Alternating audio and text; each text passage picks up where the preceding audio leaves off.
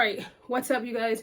I know I look like a different person, but it's still me, she, her. We are going to part 2 or 3, whatever. If you're on TikTok or YouTube, you might be on part 6. If you're on YouTube, probably part 2. But we are about to pick up from the point of Sharon. And we got to go back to Sharon because Sharon is before we even go to Kisumu, okay? So those of you who are new here, I'm telling you how I went to Kisumu with my ex, got stranded there because he stole my car, left, and we had no clue if we were ever going to make it back, and he went Menteja on us. And this is the final part of what is happening because this is still ongoing, guys. I came back to TikTok to tell the people about this, okay? To tell the people about what it's like to be with a narcissistic asshole who doesn't give two craps about you. And it takes you until this moment to realize that you are Zaboomafu, okay? So, Sharon girl. And let me tell y'all something too. They all stalk me. All his girlfriends, all his baby mamas, all his family, they stalk me. And what's crazy is that when we went to his house in Kasarani, this is the first time I've ever even seen his community. And then we went to O's house in wherever she lived, her ghetto. When we went to her ghetto, I was pleasantly surprised. I was like, oh, girl, if the shit hit the fan, girl, we're moving in, girl. We got some space. We might need to do some painting or something, but we could do this. This we could do. When we went to his place, we were both shocked. I mean, O from the ghetto was shocked. Me, who grew up in the ghetto, was shocked. And me, who was with this man in Kilimani paying $180K a month in 6-bedroom house, was shocked that this is how he lived. And that's why he proceeded to park the car far away from his building so we couldn't see. And his little kid got a big mouth. So his little kid was talking about how they live in a 1-bedroom and da-da-da-da. They got a real toilet. And I'm so confused, like, why kids even talking about real toilets? I mean, most of us, our shagos, we susu in the hole. I mean, at least my shago is like that. We don't got real toilets, okay? So now he was talking like his dad talks. Like, yeah, you know, what you think? Like he said to me when I got my car back, oh, do you think you're going to have that car by the next day? I said, well, where is it going to go? It ain't going to get repossessed like your bike is about to. I'm getting ahead of myself, y'all. I got to stay on top. I think I'm just feeling myself because I'm cute. Oh, F around and find out in 2026. Cool. So, Sharon, we got to get back to Sharon. Remember before we went to Kisumu, I blocked him already because my other guy who got rid of me while I was in Kisumu was like, you got to stop this thing. And I was like, cool, these are my boundaries. So that Sharon calls my house manager, like, why are you talking to my man? Like, why are you talking to my man? Like, what's up with y'all? And she like, who? I'm not your girl. I am not the girlfriend. Like, what are you talking about? So we're wondering, how did Sharon even get O's number? Because he had just gotten O's number. So then now O comes back and she's like, yo, this number called me asking me why I'm talking to her man. I said, okay, run me that number. I'm finna call it right now. Okay. So I have a way of finding people's number that's not Truecaller, but anyways. So then I figure out the name. It's a Sharon something, child. I'm gonna get to it. A Sharon something, and we figuring out because O is Luya, but O is from a different tribe of Luya, and that girl is a different tribe than his Luya. There's like 6 Luya tribes, y'all.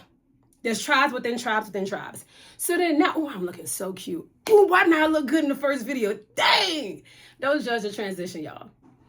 So now I'm like, so is this is the girl? Because God, if you have not seen my first video, I told y'all that I actually spoke with his wife. Okay, I spoke with his wife on the phone and I called her up and I was like, do you know your man is at my house? That was last year. And last year, after I called the phone, I told her everything he said to me. Like he was talking about how, oh, he doesn't want to be with her. He's just waiting for her to get to a certain place. You know, she's uneducated. She's this and her family is this and this and this and this and this and that. And like how he comes from a hard place. And like he, you know, his family's mean to him, that they kicked him out of his house when he was 18. His mom wouldn't let him live anywhere. He would go to live in his brother's house and his brother would beat him. And his brother got bajillion baby mamas, all this stuff. He built up this full sympathy chart. How his first baby mama left him in college, and he struggled to take care of his kids, so he was a single dad. He painted this picture that I could not unpaint in my head, right? Talking about how his family's always asking him for money, and how he just, all of this, he was not talking great about this family, right? So I was like, you know what? I understand. Me too. I come from a hard background. I totally get it. But what's confusing to me is how I got involved into this family matter. So when he went to Busia at the end of the year sometime last year, he's over here like, here's my mom, say hi. His mom knew who I was. His sisters knew who I was. His cousins, his brothers, everybody knew about me. And they kept saying, leave her alone, leave her alone, leave her alone. So I'm telling you, in December, October, November, they read me for filth, told him never to call me again. He was forced to call me on the phone and be like, I don't love you, leave me alone, and then come back to my house the next month. Then come back to my house the next month. Then come back to my house the next month. And none of this made any damn sense to me. Now, why I have every reason to believe that this Sharon is the baby mama is because y'all don't judge me. When she gave birth, he was not there. He lied and said he was working or something.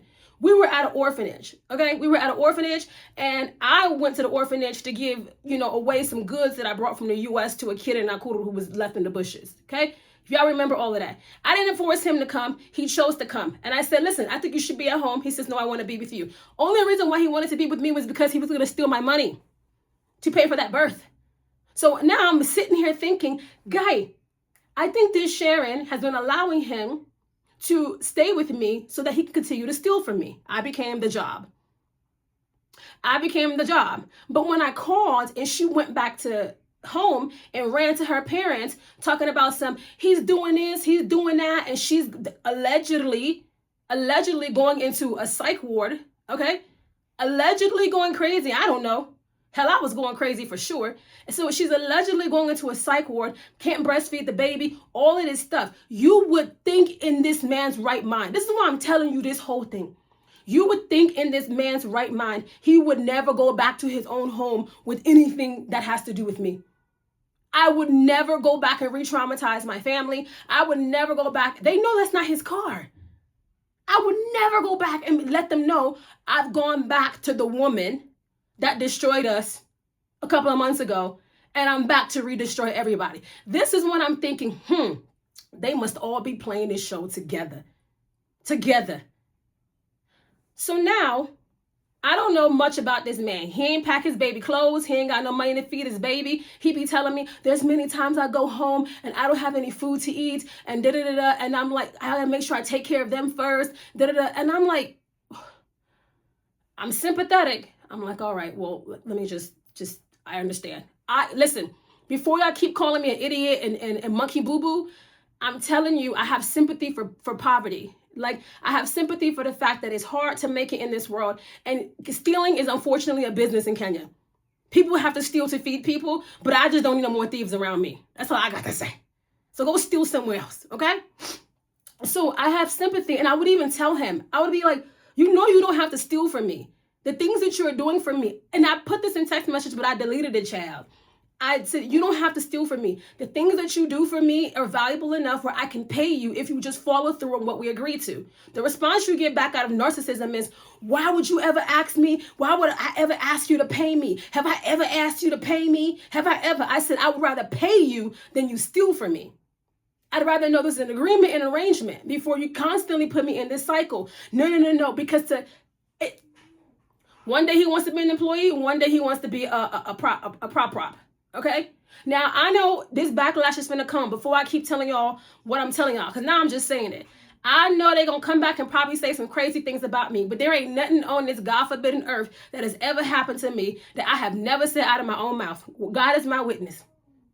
They might say to me two things. I like schmeck and I love my wine. Those are two things that in time has not changed in the last 20 years of my life. 10 years, you get the point. Anything else, can't nobody say nothing about me, okay?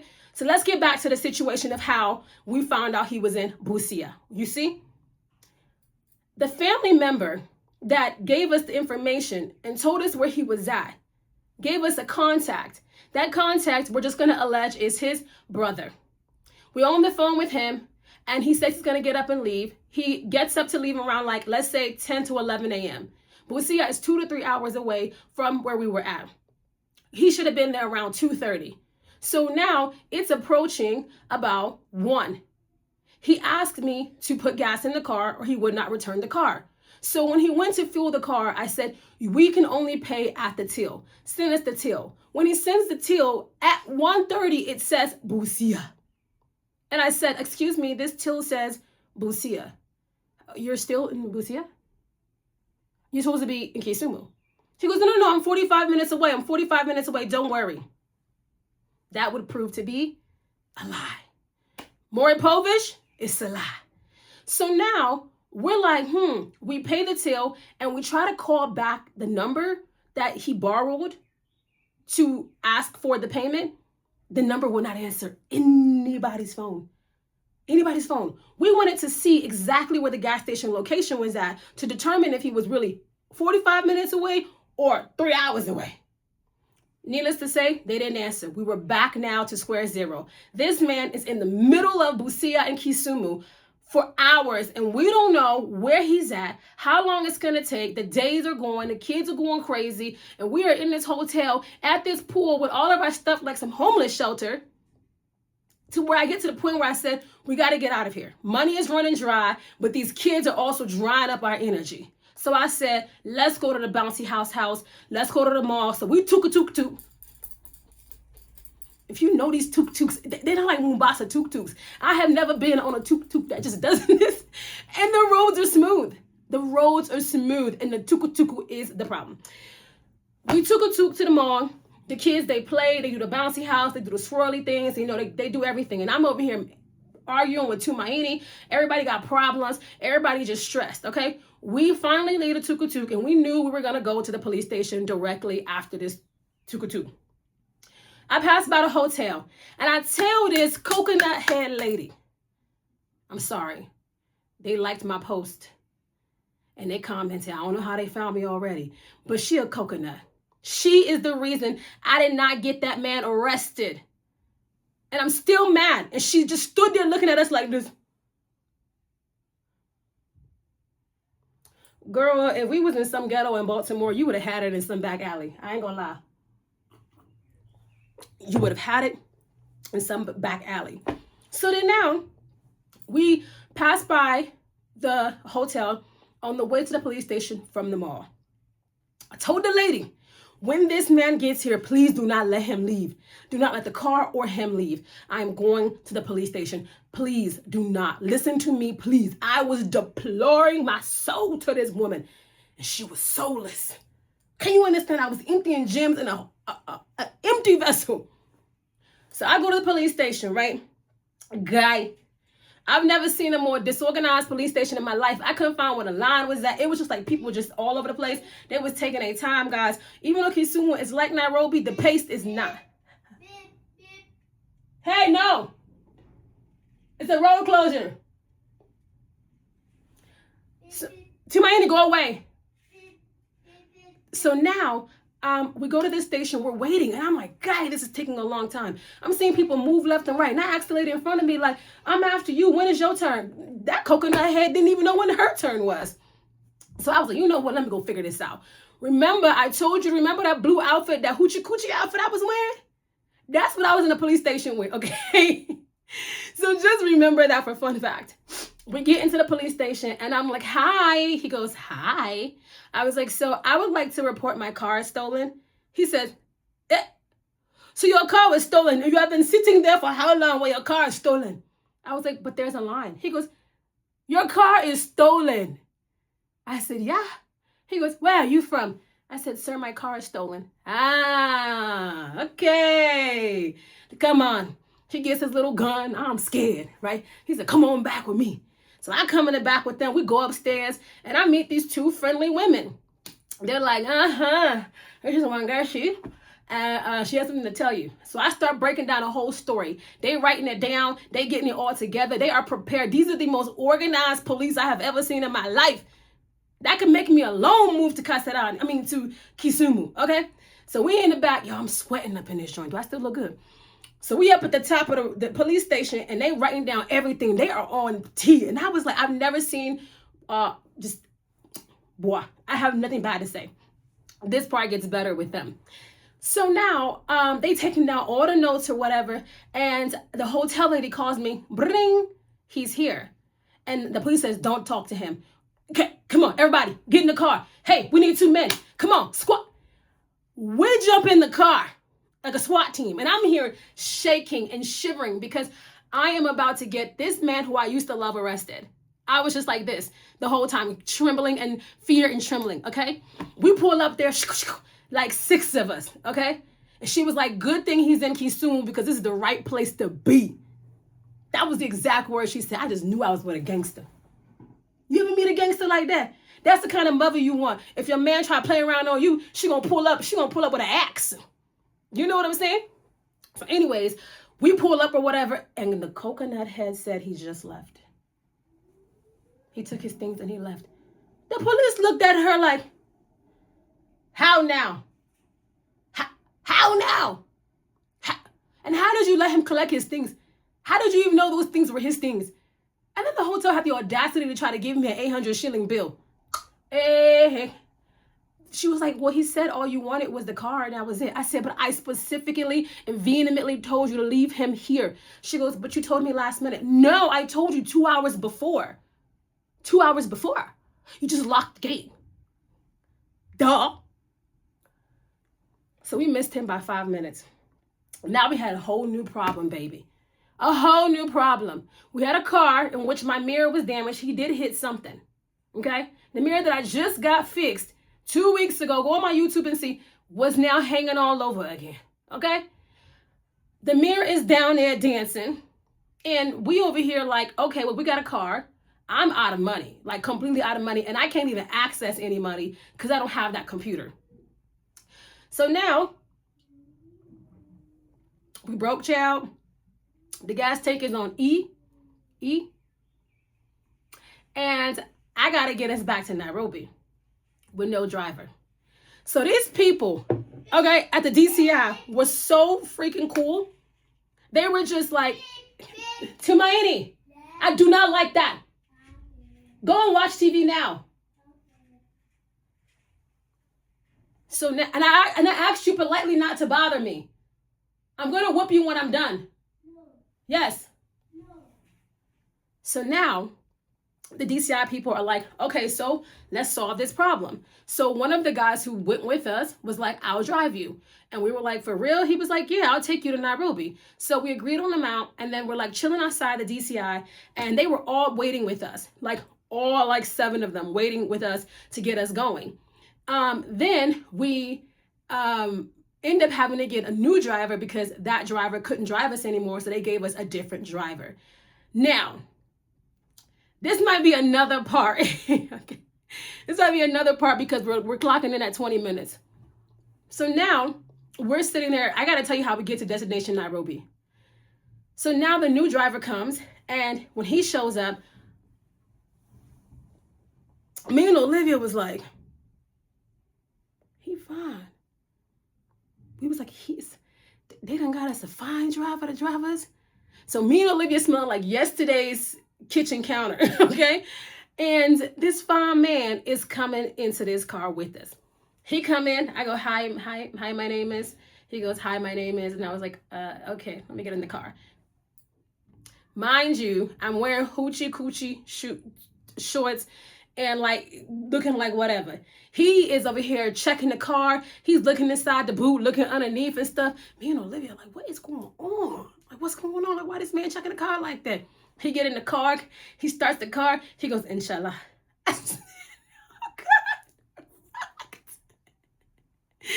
We are cooked. So we get going down the road. I had just enough money to fuel the gas to get like to a certain destination, like just literally to Nairobi. And he is driving like a bat out of hell. Okay. We got to Nairobi in 4 hours and 42 minutes. Okay. It was just this. Like, but me and Olivia enjoyed ourselves. We sang to the top of our lungs on the whole ride, like half the ride, and then we slept. And he booked it 180 all the way to Nairobi. Okay. I was in the middle of the ride. Let me tell you how intense this ride was with this man. He would not speak to us. He did not communicate with us. That fine man minded his own business. All he knew was, how did I get called last minute to drive to Nairobi? Imagine, I need you right now, and you're the only person who can do this. You're going to Nairobi. He was like, I was on my way home. And now I'm supposed to be with energy to drive to Nairobi? So, in the night? Okay? So now, child, I had to susu, and he was like, I said, please, I got a susu. He was like, here, get out. I was like, quickly, susu got back in the car. Olivia, I have to susu. Get out. That was the extent of the conversation we had. And then we arrived in Nairobi, and he said, you've arrived in Nairobi. I said, okay, great. He gets out the car. When he get out the car, I'm like, oh, is he leaving us here in town, or is he taking us home? Because he just got out the car like he abandoning us or something. I'm confused. She was like, nah, I think he taking us home. I said, well, I hope so. We end up getting to the house, and we are now here with this fine man, okay? At 2:30 a.m., he hungry. We don't know what to do with him. He ain't spoken to us the whole ride, and now we got to go to night with this fine man. And I'm going to leave it at that, and I'm going to leave it at that, and then I'm going to conclude what has happened since we got to Nairobi. But I just want to say again to all the Kisumu people, y'all fine. Man, 6'1", dark chocolate hands. I thought Jesus himself put me in this situation after that. I was like, ooh. So wow, my narcissistic ex thinks that I can't do better than him. Baby, please just know, there's always better. Hope you guys love this part. This is the better part of the story, but we did leave it out of Kisumu. He also called us on our way out, like, where are you guys at? Are you still here? Da-da-da-da. I was like, still here? Where were you expecting us to be? You left us with no driver, no money, nowhere to go, and you're calling us asking us where we're supposed to be. The fuck up out of here, my nigga. Because you can't keep a bad bitch down. And I really think that he thought in that moment that we were not going to make it out of Kisumu. Second of all, if it wasn't for the police, we wouldn't have made it out of Kisumu. And that shows the beauty of the people in Kisumu. In Nairobi, you would be out of luck. For sure. They would just give you a cell to sleep in. You understand what I'm saying? And on top of that, I felt like they wanted us to be safe. They really cared about who we were and like the well-being of us. They were just so nice and friendly and invited me back to just hang out. And we're like, we're going to give you a much better time. Sorry for everything you were going through. And it was the first time in my life in this Kenya that I felt like somebody had my back. And if it was not for that receptionist, this man would have absolutely been in jail. And he called me and he said, did you call the police on me? I told him, no, I was at the mall. Because I would later still try to look for a way to get him banged up. Because when you continue to play with a woman and her emotions and her mind, her finances, her child, and her life, you will pay the consequences. And that family of yours who was there laughing on the phone with us, laughing on us for not having the car, playing those games. Oh, I didn't even tell the story correctly. Sharon and I don't know. This guy, somebody borrowed my phone. I don't know. Somebody borrowed my phone. Oh, he been left. He wasn't there, arrived there. The whole family was colluding with this man to not bring back that car, to bring it back, and to make him come back. It was like they were supporting him, but also trying to be helpful. I don't know what kind of a family would allow a man like that to steal a woman's car, especially with her children, and then think you can't return it back. What kind of a family would even think that his poor ass would ever be able to afford a car like that? And the arrogance of him to think that he could. One thing I told him is that you can borrow the lifestyle, but you can't keep it if you haven't earned it. You can borrow the lifestyle, but you can't redo it if you have never built it. Poverty is not a result of lack of effort. Poverty is not a result because of a lack of opportunity. Poverty is a result of character. Character. When you have bad character, every opportunity you have will impoverish you. So when I got back to Nairobi, because me and Olivia were pissed, we felt like we fucking lost. We felt like we did not get him for what he did to us. But we would later come back and create another fucking plan. See you in the last part. Gotta go. Make sure you subscribe, like, and do all that good stuff.